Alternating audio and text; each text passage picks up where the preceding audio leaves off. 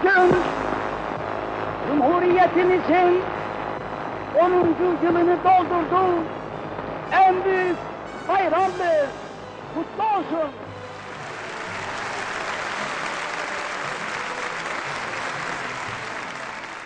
Bu anda büyük Türk milletinin bir ferdi olarak bu kutlu güne kavuşmanın en derin sevinci ve heyecanı içindeyim.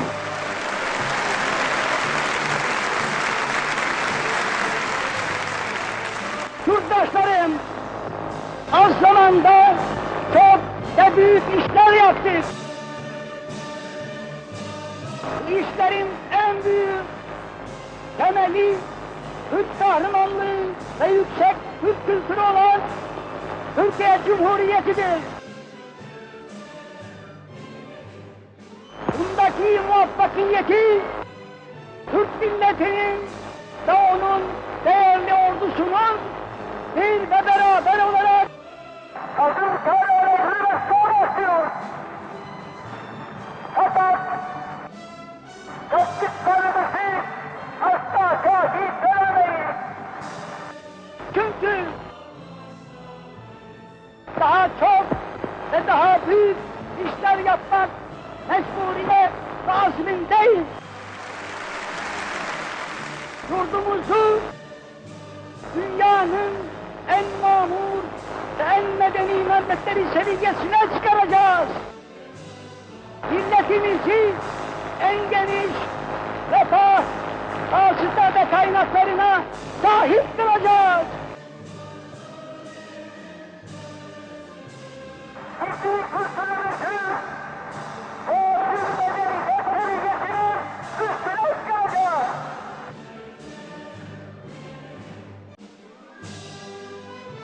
Bunun için bizce zaman ölçüsü geçmiş asırların gevşedici zihniyetine göre değil, aslımızın sürat ve hareket mefhumuna göre düşünülmelidir.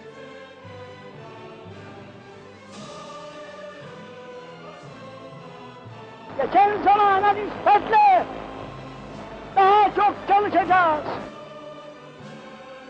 Daha az zamanda daha büyük işler başaracağız. Bunda da muvaffak olacağımıza şüphem yoktur. Çünkü Türk milletinin karakteri yüksektir. Türk milleti çalışkandır. Türk milleti zekidir. Çünkü Türk milleti milli birlik ve beraberlikle güçlükleri yenmesini bilmiştir.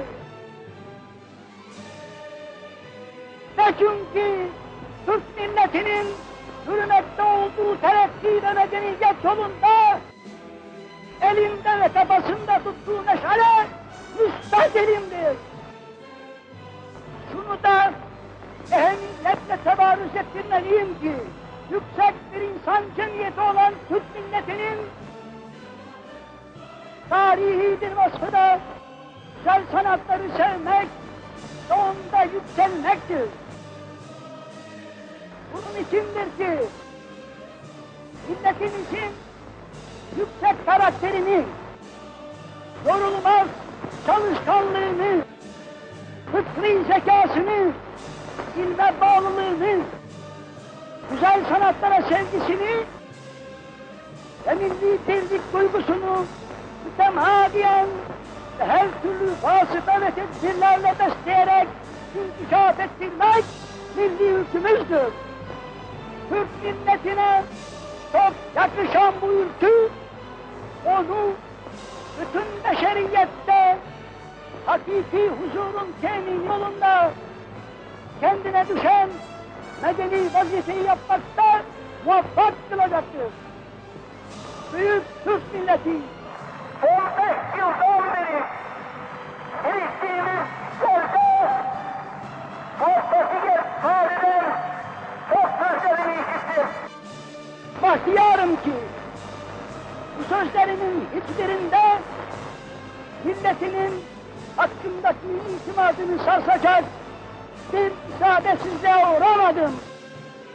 Bugün aynı inan ve kat'iyetle söylüyorum ki ülkeye tam bir bütünlükle hürmekte olan Türk milletinin büyük millet olduğunu bütün medeni alem az zamanda bir kere daha tanıyacaktır.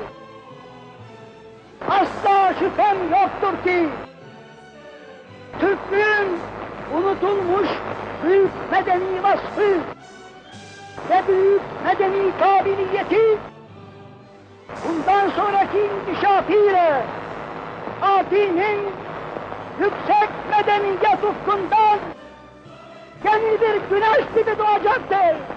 Türk milleti